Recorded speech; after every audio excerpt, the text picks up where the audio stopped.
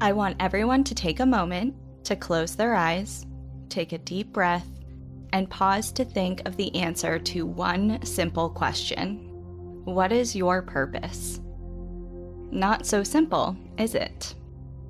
Finding the answer to this question for many is a lifelong journey, while for others, they seem to be born knowing what their role is in this world right out of the gate.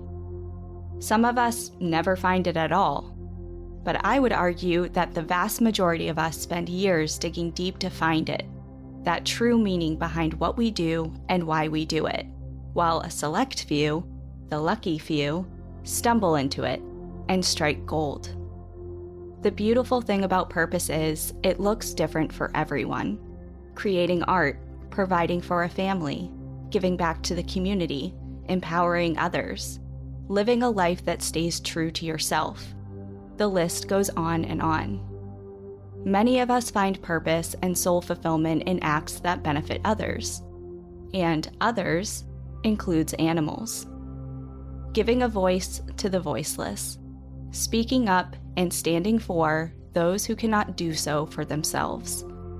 But there are some who aim to silence those people and to cut them down, no matter what the cost. Welcome to National Park After Dark.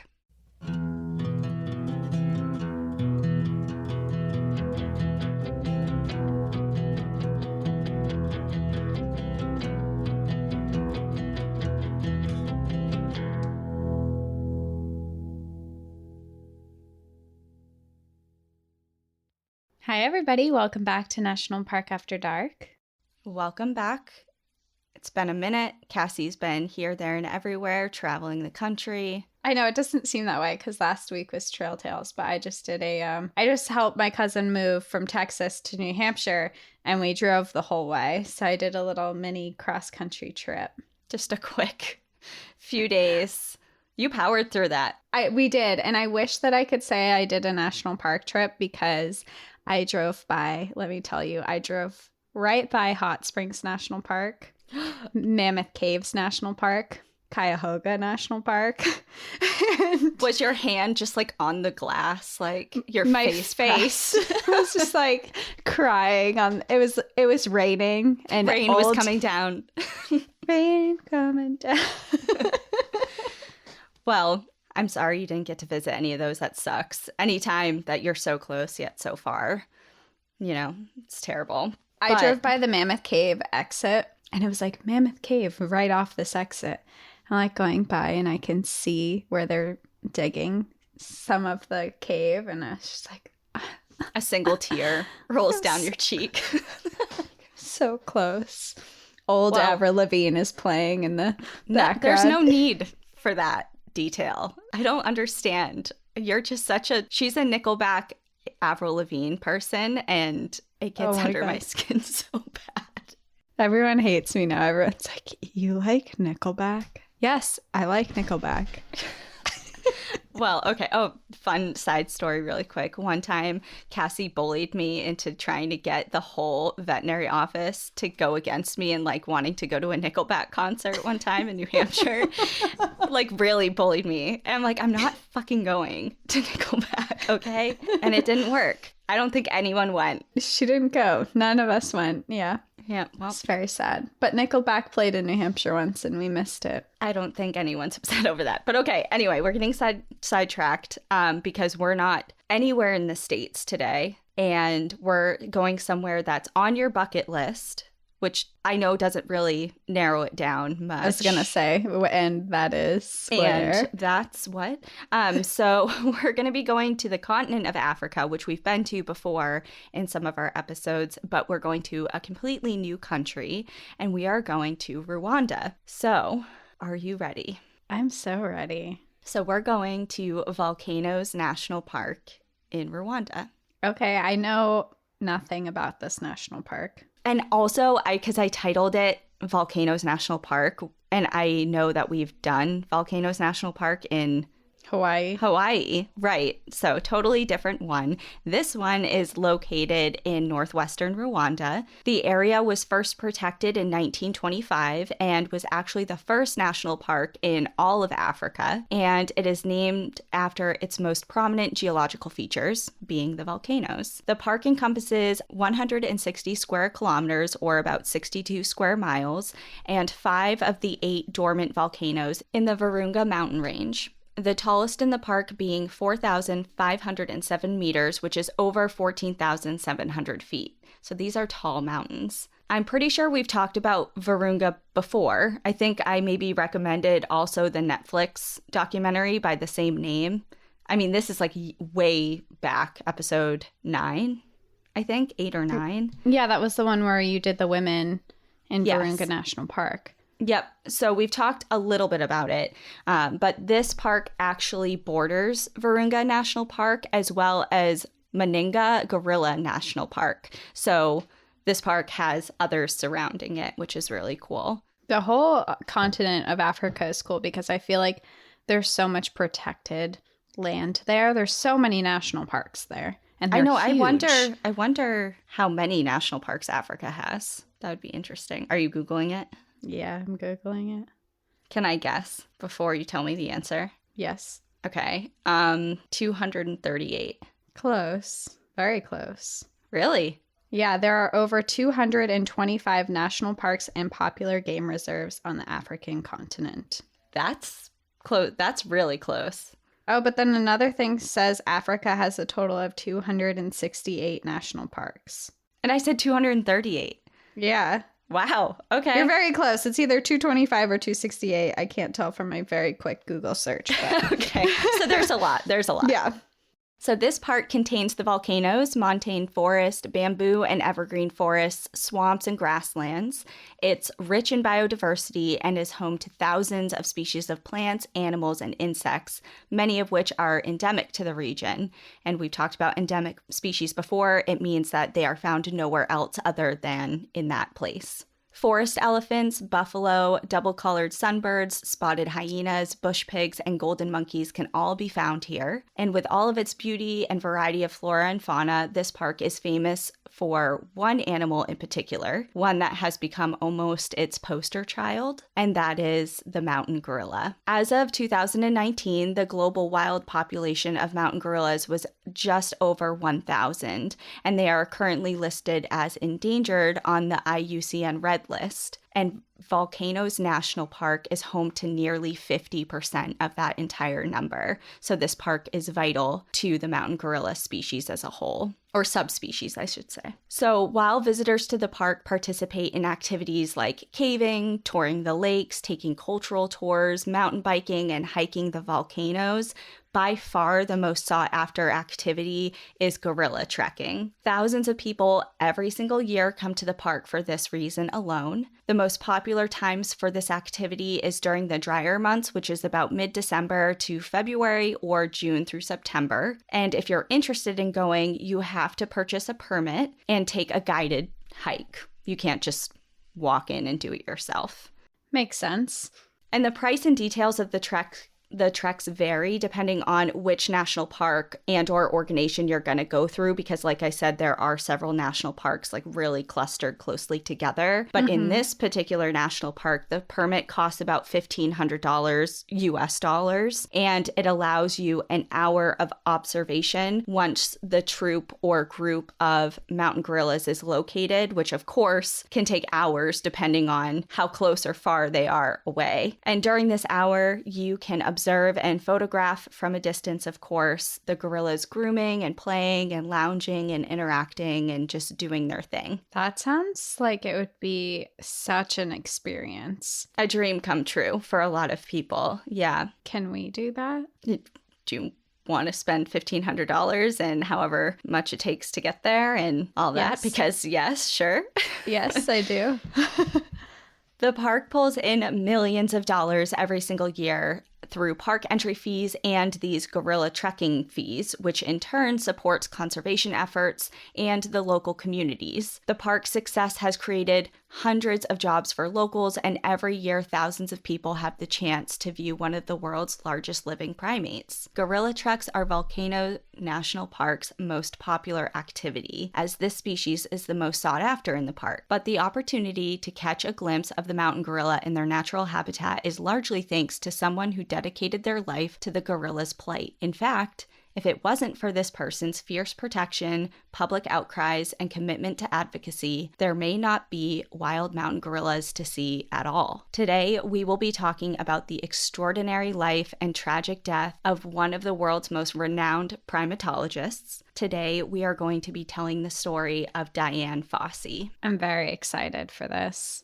Did you know who Dian Fossey was before this? Yes, I know who she is, but I have a very general knowledge of her. I know essentially if someone was like, who's Dian Fossey, I would be able to be like, oh, she's a primatologist. She studied in Africa. She has a huge impact on conservation of gorillas. And that is the end of my knowledge. Okay. And that's kind of how my knowledge was as well going into this. Like, if I saw her picture, I immediately would think of gorillas. Like, I could put two and two together. But there is a lot to her story that I did not know. And I think a lot of people's knowledge come from the film Gorillas in the Mist, which we'll talk about later on too, but that's a famous movie with Sigourney Weaver, who played Dian Fossey. It came out in the late 80s. So if you've seen Gorillas in the Mist, then you know what I'm talking about. I don't think I've seen Gorillas in the Mist. I did, fun fact, Mighty Joe Young. Do you remember that movie? Very vaguely, yes. Mighty Joe Young was my favorite movie as a kid. I think it came out in like the late 1990s, so it's probably like 8 or 9. Favorite movie. I literally made my dad bring me to the movie theater to see it 5 different times because I loved it so much. That shows a lot of love that your dad has for you to sit through Mighty Joe Young 5 times in theaters. I think he started dropping me off at the end. He'd like drop me off with a friend and he'd be like outside. He'd run to Walmart or something. It's like, okay, yeah, gotta go. It was a different time. Parents could do that. Yeah.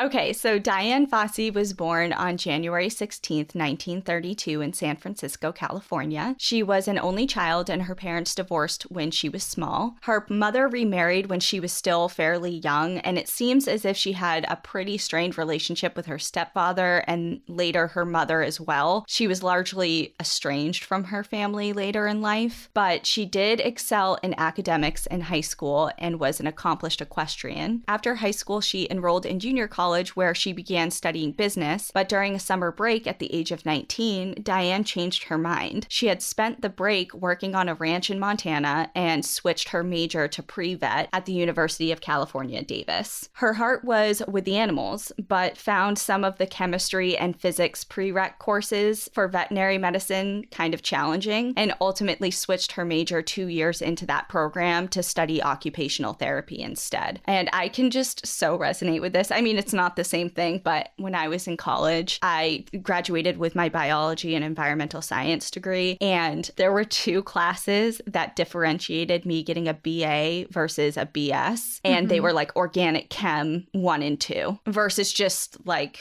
regular chemistry. Yeah. And I'm like, I cannot. Like, I'm not taking organic chem. I just couldn't do it. So that I was like, whatever, screw it. I'll get a BA instead of a BS. Not that it matters now, but to me back then, I was like, I thought it was like the end of the world, but I just couldn't do the organic no one told us that no one really cares about your degree that much.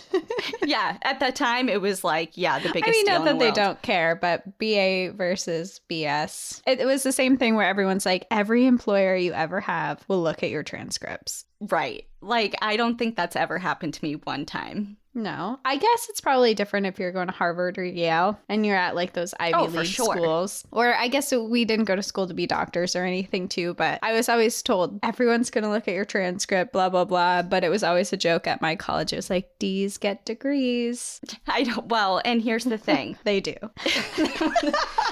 They do. And also, I don't think anyone checked our transcripts for this podcast. So I think we're doing okay. Yeah. After graduation in 1954, Dian worked at different hospitals in California with TB patients before making her way to Kentucky. She took a job with disabled children and children suffering from polio in a couple different children's hospitals in the state. And like many of us, what we do isn't necessarily our passion. So while she really enjoyed her work, it wasn't her true calling. Mm-hmm. And the call for travel and animals and helping animals still kind of like lingered under the surface. I feel that. I feel that. Yep. And one of her friends actually returned home from a trip to Africa and was sharing these pictures and all the experiences that they had on that trip to Africa. And Dian immediately decided that she had to go for herself. So at this point, she's 31. It's the year 1963, and she decides to take out a loan from the bank to go to Africa and make this big dream trip come true. Wow. So she didn't have the money at all. She had to take a loan to get there. Yeah. Like she had some money, of course, but such a big trip and what she had in mind and she wanted to go and do it right. It required a lot more than she had. So yeah, she took out a loan. I mean, that's dedication right there if you're going to financially be tied to this idea. Yep. So it took her entire life savings and the help of that bank loan, but she arrived in Kenya in September of 1963. That first trip included visits to Kenya and the countries which are now known as Tanzania, Congo, and Zimbabwe. She hired a guide and she traveled through Tsavo National Park, visited Manyara Lake, known for its giant flocks of flamingos, like those huge, expansive flocks of flamingos that you see on all the nature documentaries for Africa. Yes. The Ngurunguru crater. Sorry, everyone. I don't know how to say that. But it is the world's largest inactive, unbroken, and unfilled volcanic caldera. So it's like this huge gathering place for all different types of wildlife, like just a wildlife photographer's dream, and she did. Very she did cool. Take her camera and documented this whole trip. And she also went to the famous archaeological site of Olduvai. What's that? It's like a big famous archaeological site where we're going to get into it a little bit, but It kind of plays a big role into what happens with her pivotal moment in life and decisions. But that gorge site is an active excavation site it was at the time. And she also went to Mount Makino, the location of the first reliable field study of the mountain gorilla. So she did a lot on this trip. And while the entire trip was very memorable, Dian had one notable pivotal moment that changed the course of her life. And that's when she was at that archaeological gorge site. It's when she met Dr. Louis Leakey, who was the world-renowned paleoanthropologist. And he was world-renowned for his study, and she knew it, and she met him there. And she actually, I didn't write it in my notes, but she made a really big impression on him because she actually, like when she was talking to him, she tripped and fell and broke her ankle and threw up everywhere. That's a hell of a first impression. Yep. So they spoke of his work as well as Jane Goodall's work with the chimpanzees in Tanzania, which at this point in time was only in its third year. So Jane Goodall was just getting started as well. They spoke at length regarding the importance of long-term field studies with great apes, and shortly thereafter, she met up with a couple who were working on a photographic documentary on mountain gorillas, and it was then, peeking through the vegetation, when she first laid eyes on her first wild mountain gorillas and fell in love. And just a little bit about mountain gorillas before we get going, since they're kind of like the center of the story. Mountain gorillas are a subspecies of the eastern gorilla. The subspecies was quote-unquote discovered, like first identified, I guess you could say, in 1902. They can be found in high mountain forest habitat, typically at elevations of between 8 and 13,000 feet. Because the temperatures here can drop below freezing depending on the time of year, their fur is thicker than other great apes. And when standing on 2 feet, they can vary from around 4 to 6 feet tall and weigh 135 to 485 pounds, which is around 61 to 219 kilograms. They have broad heads and feet and are extremely muscular. They are primarily herbivores and can eat as much as 40 pounds or 18 kgs of food every day, which consists mostly of bamboo, vines, and celery. They're Can you imagine big. 40 pounds of celery? And no peanut butter. I no can't. peanut butter. No. No ranch. And no raisins for the peanut butter on the celery. Can you imagine? No. How do they survive? And they're 400 pounds. Wow. Yeah, they're big. They are extremely social animals, and they live in groups of between 2 and 40, led by a silverback, which is a dominant male who acts as kind of like the leader and protector of the group. Males born into a group will stay in their families until around 11 or so, and at that point, most of them will leave to travel alone or will link up with other males until they find females. They protect their families through intimidation behaviors and scare tactics, and physical altercations that result in serious injury or death are actually not the norm, but can happen. And I was surprised to learn about that because when I think of great apes or chimps, I think of like chimps scare the hell out of me. Chimps are really aggressive and scary and they like rip each other apart. And I don't know, just for such a big primate, I just felt like that would be kind of something Scary. to be expected in their behavior. But a lot of it is just what I said, intimidation and kind of like bluff. Like, you know, when bears bluff charge, is kind of like that. They don't want to fight, but they're ready. So they're nicknamed the gentle giants, if that adds anything to their character. So while it's not, you know, like they could kill you very easily or each other. Don't pet them. But, yeah, I'm not saying that they're like totally peace and love, but overwhelmingly aggression, especially interspecies aggression, is kind of rarer than I thought it would be. Yeah, that's interesting. They are the second closest relatives to humans beyond chimps and bonobos. And although they have sometimes got a bad rap in pop culture, like I said, they are described as gentle giants by researchers and from those who spend the most time with them. So it's really no wonder why Dian fell in love with them. You know, there's something about gray apes I think that we can all relate to. Just they're so human looking and their behavior and mannerisms. It's hard not to be intrigued by them. Mm-hmm.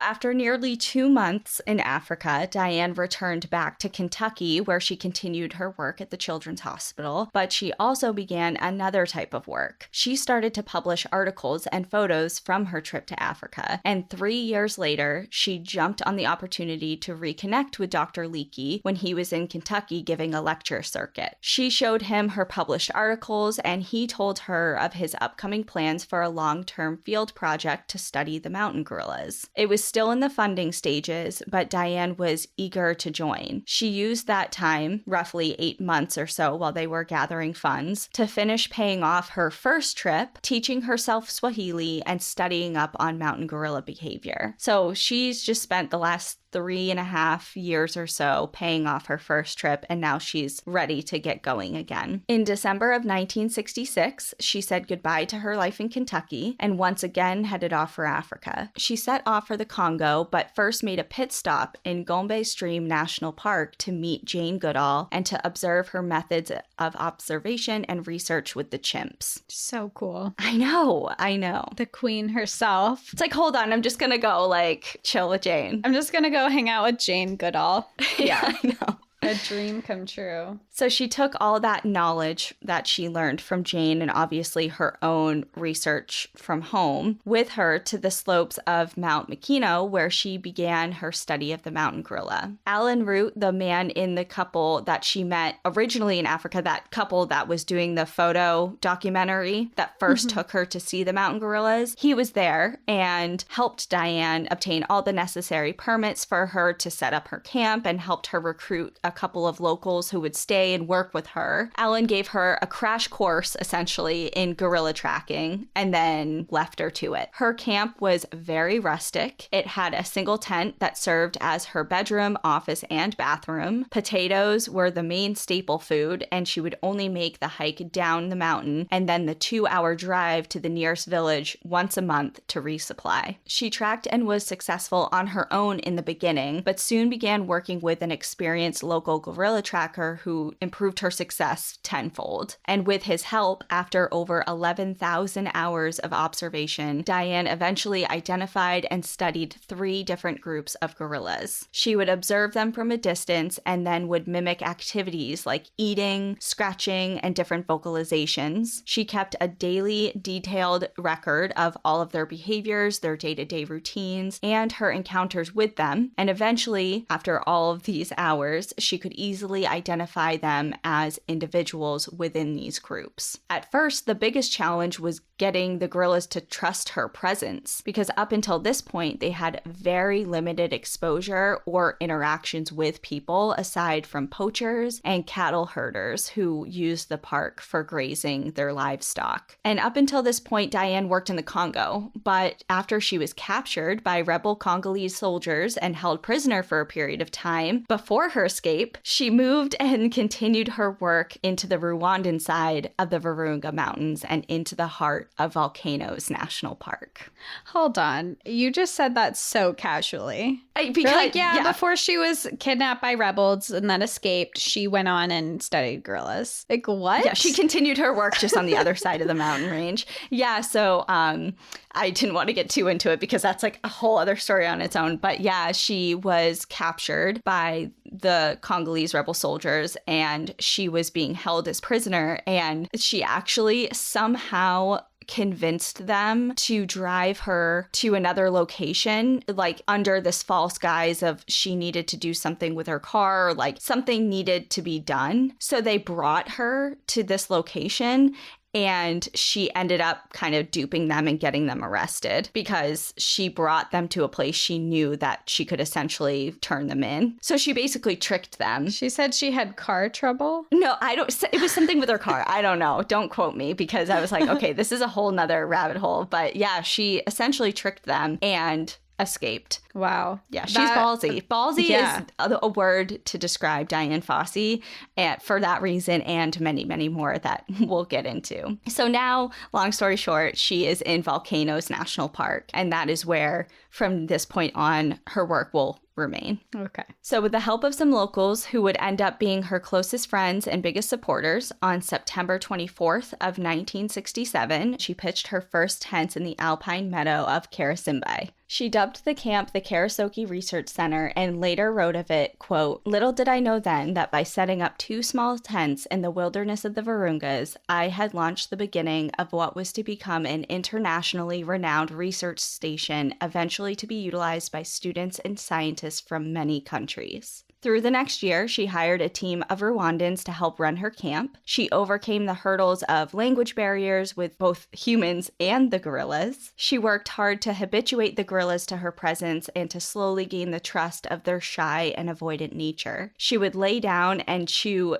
cherry celery, kind of like how they did on their backs while they ate. She chose to knuckle walk versus standing upright when walking around them in their presence. She vocalized like them and overall just kind of piqued their natural curiosity. Like, what is this thing doing? You know, and they were intrigued, and that she eventually won them over and won their trust. So was she interacting with them or was she just nearby mimicking their behavior? Both, eventually. Okay. Mm-hmm. Bob Campbell, a photographer for National Geographic, caught wind of her work and paid her a visit in the late 1960s. The piece he published on her and her work launched her into the limelight and garnered international attention. Suddenly, and I'm just going to say this, I'm not even going to try and pronounce this word more than once because it's very difficult for me. But I think it's important because it does come into play later on. But she was known to the locals as Nera Amakabili, and that it translates into the woman who lives alone in the forest. And now this woman who lives alone in the forest is now known internationally. for her work with the gorillas. So kind of what Jane Goodall was doing with the chimpanzees, Dian Fossey was becoming with the gorillas, and she used that newfound fame for good. She harnessed all that attention, and instead of soaking up the limelight on herself, which she could have easily done, she shifted the focus instead upon the plight of the gorilla. And just as a side note, she was a little uncomfortable with her lack of academic qualifications at this point, because remember, she worked as an occupational therapist with children. Like, she doesn't have a background in this at all. Right. So she was a renowned gorilla expert in her field of work, but she didn't have like any degrees to back it up, and she was kind of uncomfortable with that. So she enrolled in the animal behavior department at Darwin College in Cambridge in 1970. During that time, she traveled between Cambridge and Africa for a period of 4 years while she earned her PhD. This helped bolster her reputation and really gave people little to no room to kind of question her when it came to her expertise, which was very important. And she needed people to take her seriously because the gorillas were in trouble. Interestingly, this national park, Volcanoes National Park, was originally established to protect mountain gorillas from poaching. That was the whole reason that it was first established, because historically it was a huge problem. And I do say historically, I mean, there is still a huge poaching problem, but it was certainly in full swing during the time that Dian was there. Poaching is one of the biggest threats against mountain gorillas, along with habitat loss, habitat fragmentation, and climate change. What is it about gorillas that make them, I guess, valuable to poachers? So I will explain that a little bit. So starting with poaching, wildlife traffickers could earn hundreds of thousands of dollars for a single animal, and various physical anthropology departments throughout the world at that time were eager to obtain gorilla skeletons or skulls, so there was a demand for them. And tourists visiting the country would often purchase gorilla hands as keepsakes. So it's a souvenir? Yeah. Oh, that's sad and interesting. It's also interesting that part of the community that is studying these creatures are also creating a demand for them. Because I'm sure that that's not their intention, especially if they're studying them. I imagine that it's for other reasons, but it just came as like a secondary need. It was supplying money, I think, but poaching's illegal. It was illegal. It is illegal. So this is all kind of going on in what I imagine kind of like a black market type of deal. But where there's the demand, no matter where it is, whether it's in a storefront, perfectly legal, or the demand is in the shady back alleys, where there's a demand, people are going to provide a supply. And I think that's what was going on. Well, it's like the plume feathers when we did the Everglades episode. Yeah. That was like a good example of storefront, very legal. Everyone needed the feathers, so animals were dying. And now it's in a similar vein. And I will say that although there was poaching and there is poaching that does directly target the gorillas, a lot of the poaching activity is actually not targeting gorillas at all.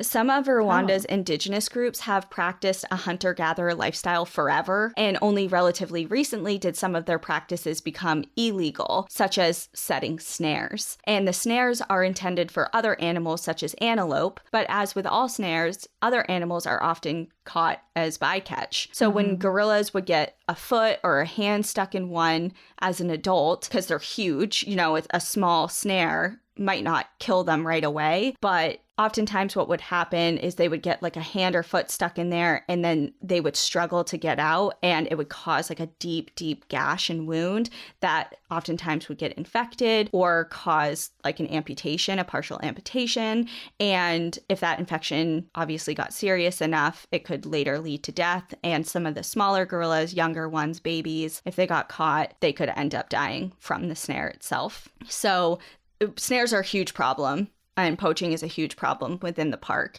And Dian had a rather unorthodox way of dealing with and combating these issues. So she referred to her methods as active conservation. And active is definitely a appropriate descriptor for this. So in her mind, park employees were not equipped or proficient enough to enforce the law that would protect the forest and the animals. So she took things into her own hands. So this, at this time, is kind of the start of Karisoke's own anti-poaching patrol and task force, which protected the gorillas within the research area that she was operating within. So the patrols that she put together, trained and funded, for example, destroyed 987 traps over a period of several months in the year of 1979. And during that same exact time frame, the National Parks team of 24 destroyed 0 traps and snares. How is that? Because she was just so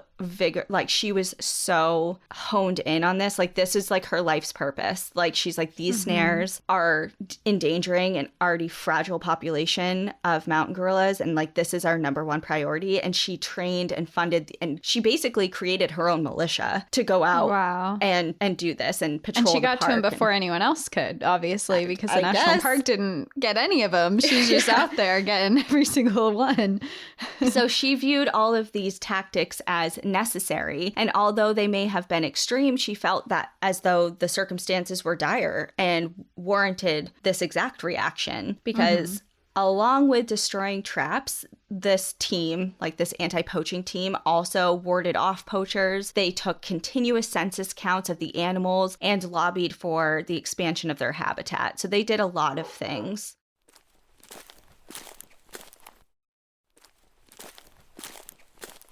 So they're doing all of these things, but don't just think that she's holding up Save the Gorilla signs, because that was in no way good enough for Dian. She and her crew captured, beat, tortured, and publicly humiliated poachers, held cattle for ransom, and burned hunting camps to the ground. So she's like a rogue.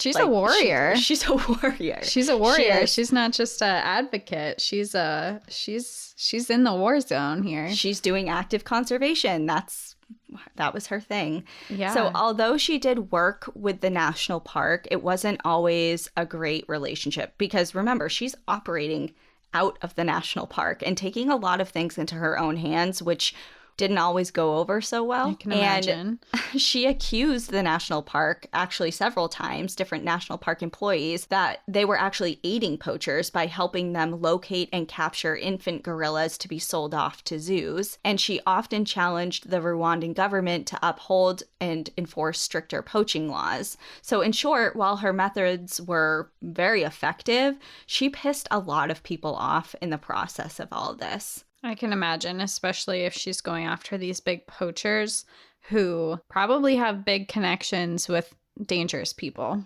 And then, of course, another thing that she's combating is habitat loss. So, for example, in 1969, nearly half of the forest in the national park, which is obviously critical habitat for a very critically endangered animal, was cleared for pyrethrum, which is a flower that looks kind of similar to a daisy, but it was cultivated for use in pyrethrin pesticides, which I've used for ticks, like back home in the Northeast. I remember spraying pyrethrin like for the tick issues out there. So that's kind of where I remember seeing that. But so these flowers were grown and cultivated, and this product was largely exported. And the area surrounding the mountains of the park is also home to some of the most densely populated area, like rural communities in all of the continent. So there's all of this clearing going on. There's cattle grazers in the park. There's communities pushing up literally right to the edge of the forest of this critical habitat. There's poachers in the park. There's a lot going on here. And Dian's kind of just like trying to fight it from all angles. So the gorillas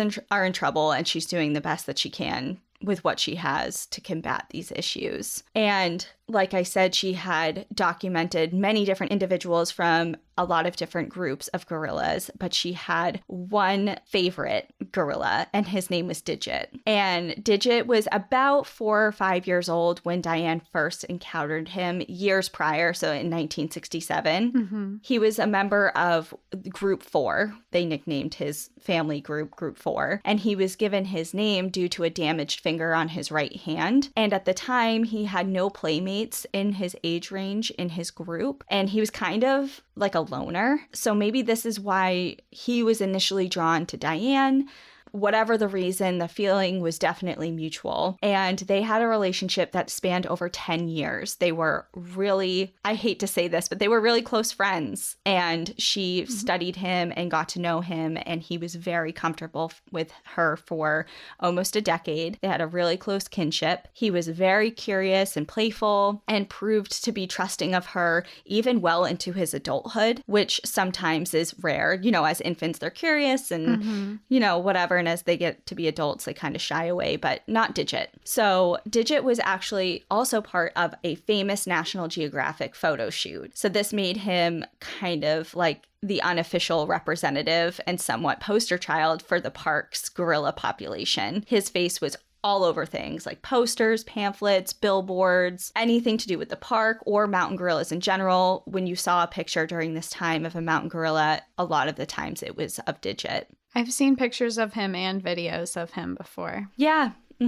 But on December 31st of 1977, Group 4 was ambushed by poachers. In an attempt to defend his family, Digit was stabbed multiple times, decapitated, and his hands and feet were severed. Jesus. So his head was sold as a trophy and his hands were sold off to be used as ashtrays. And as you could imagine, Diane went into a deep, deep mourning, and in her grief, she harnessed the rage that ensued. She used the combination of her celebrity status as well as the brutal death of Digit to hammer the importance of gorilla conservation home. She also established the Digit Fund to raise money to help fund her active conservation methods and other initiatives as well. And this fund actually was later renamed the Dian Fossey Gorilla Fund International, or nicknamed now known as the Fossey Fund. So following Digit's death, there were many others, and eventually all of Group 4 totally disbanded. She wrote in her journal, quote, "Digit's killing was probably the saddest occurrence in all the years I had shared with mountain gorillas. Digit was my favorite among the gorillas I studied, and I am not ashamed to call him my beloved Digit."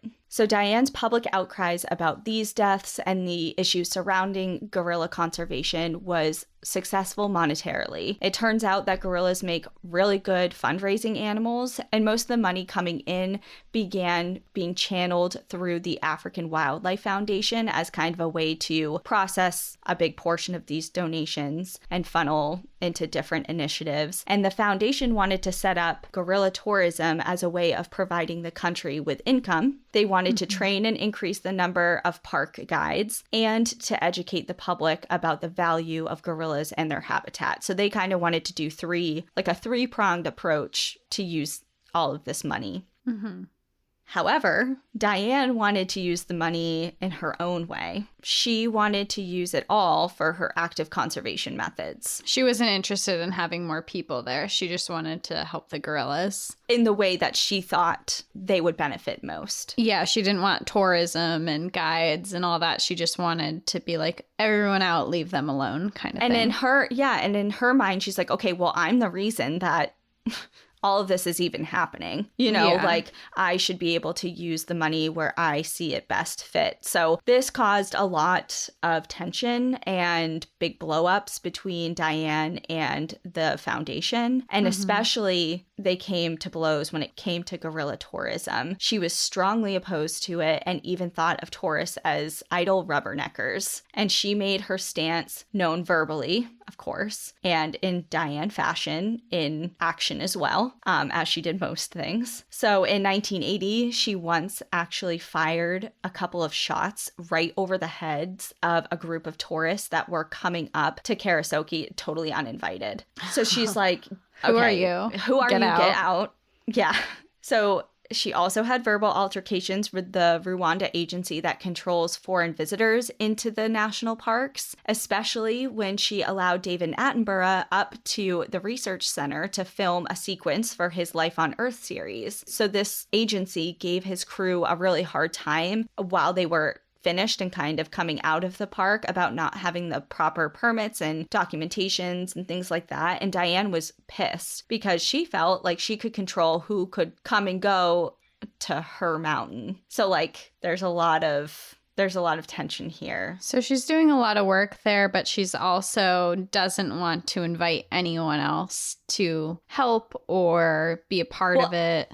I think it's more like she was upset that there are now these agencies like kind of gatekeeping and dictating who can come to see her, when, how, who she can have up there, who she can't, because she's operating out of this national park. Like that is the root of all of this. This isn't private property. If it was private property and she owned this, it would be a completely different story. But it's just there's two sides to the coin, you know, like, yeah, she's operating out of this park and she should have to comply with different things that the park has in place. But at the same time, a lot of the park's success is coming from her work. So, you know, she's like, I have a stake in this, you know? So anyways, that's kind of what she just felt like she wasn't having enough say in what was happening.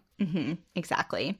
So tensions continued to rise and altercations with more and more people became more and more commonplace. When Diane discovered a letter by a coworker that had been drafted to be sent out to National Geographic, which was one of her biggest sources of income at the time and backing for the research center, about how badly she was running the research center and how her presence had begun becoming dangerous, she was now absolutely convinced that there was an all-out conspiracy to get rid of her. And she became extremely suspicious of everyone at camp, everyone that participated in the study, and she was sneaking up to different cabins at night of various researchers to kind of eavesdrop into their conversations. She was opening their mail before they could get it. She was just looking for evidence that kind of supported this theory that she had, that there was a conspiracy against her. Like they were trying to overthrow her kind of thing? Essentially. And in 1980, just as all of this was kind of coming to a head, Cornell reached out to her and offered her a visiting associate professorship. So she took the offer and moved to New York and taught at Cornell for 3 years. And she used this time away from the research center to focus on writing her book, Gorillas in the Mist, a memoir about her years in the rainforest with the mountain gorillas and how important the need for conservation efforts were. So work in Karisoke continued in her absence, and she returned in 1983, but not for long. Several weeks before her 54th birthday, on December 26th, 1985, Diane was found murdered in her cabin. Gaining her fair share of enemies during her crusade to save the gorillas, the question of who to blame for her death goes way deeper than you may think. And that is where I am going to leave everyone for part 1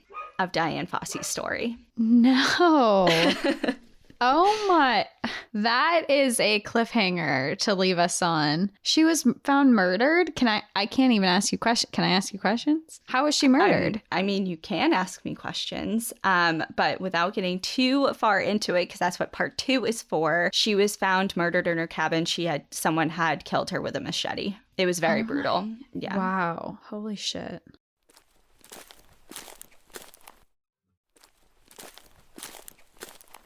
What a cliffhanger you are leaving us on. How does it feel? This is payback for my 2-part tours. 2-part tours. Yeah. Yeah, 2-part tours. Say that 3 times fast. Well, it gets insane. I was originally going to do it into one big episode, but there's just too much going on here. There's a lot more to come. And in part 2, which is going to come on out, it's going to come on out on Thursday. So it's just a couple of days away. We're not going to make you wait a full week. And we'll be taking a bigger, deeper dive into why Diane made the enemies that she did, break down her case, how it was handled. There's a lot going on with that. And then, of course, we'll talk about the mountain gorillas today and what's going on with them and what's going on with the national park. Oh, well, I can't wait. This sounds like it's going to be very, very interesting. Yeah, Diane is a very interesting person because she's celebrated and she's also looked upon, especially looking back on like her story and the way that she had a lot of different volatile relationships. She didn't always treat people with dignity and respect. And so there's just like a lot of layers into her story and ultimately leading up to her death and a lot of theories because of some of those reasons. But again, I'm going to zip my lip. It's going to be for part 2. Well, I can't wait to hear it because you really left us on a cliffhanger today. And is it Thursday yet? I'm ready. Well, we do have one more very exciting thing to discuss before we round this out. Yes, we do. Yes, we do. We're leaving you on a cliffhanger, so you might be mad at that. But we have a gift to give in exchange. We do, and it's really, really exciting, and I've been waiting to tell everyone for so long. Okay, just tell them. Okay, so tell the people. It is my personal top number 1 bucket list thing to do is to go to Africa.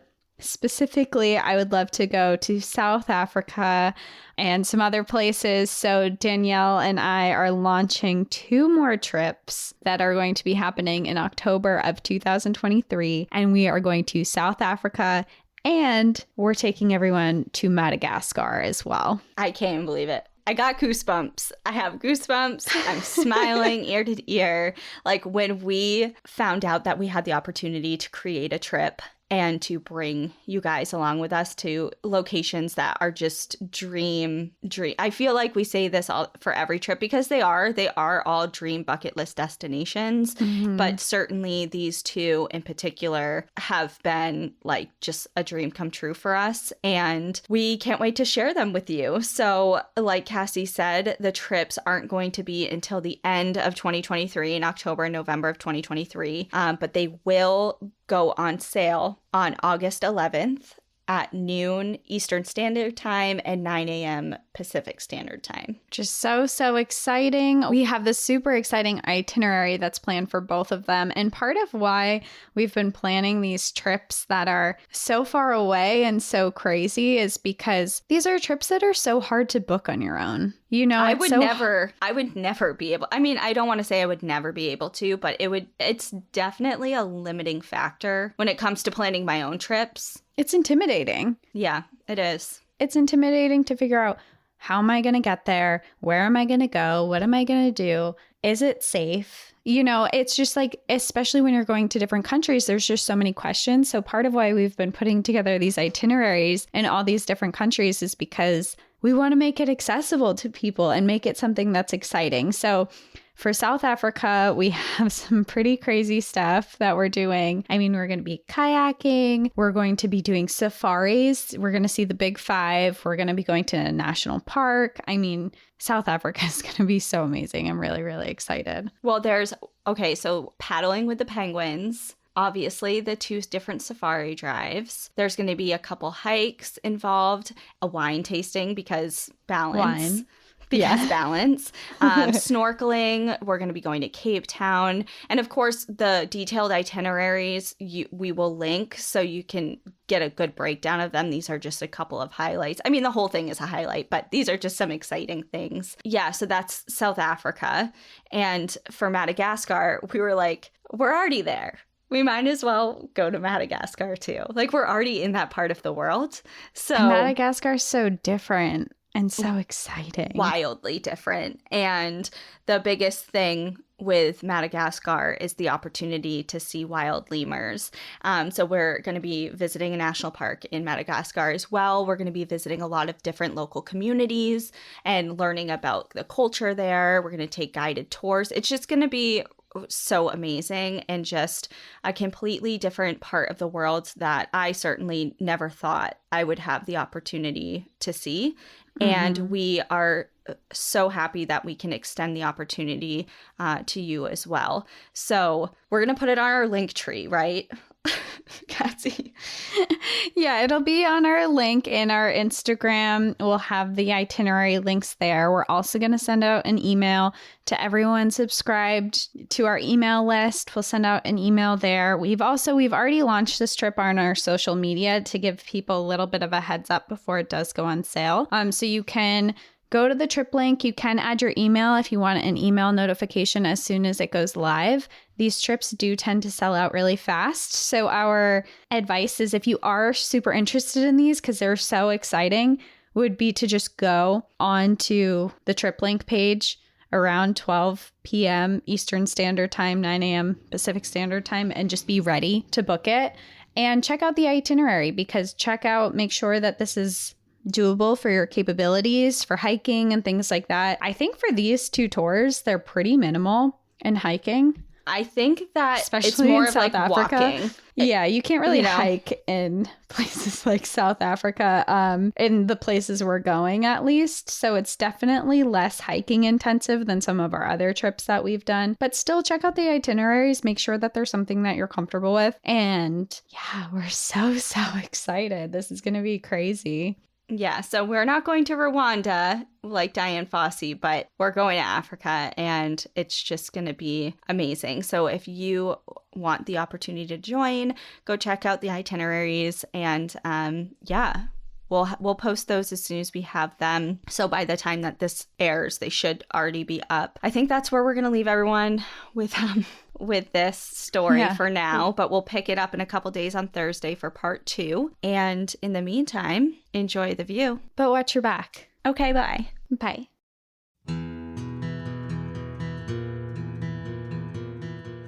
Thank you for joining us again this week. If you have a trail tale you'd like to share, send us an email at npadstories@gmail.com. Follow us on Instagram and Facebook at National Park After Dark, and on Twitter at NPAD Podcast.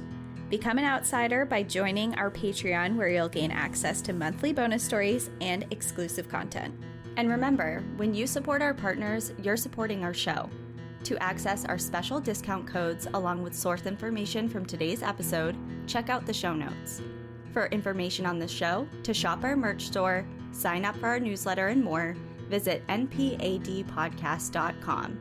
And if you're enjoying the show, please rate, review, and subscribe wherever you listen to podcasts.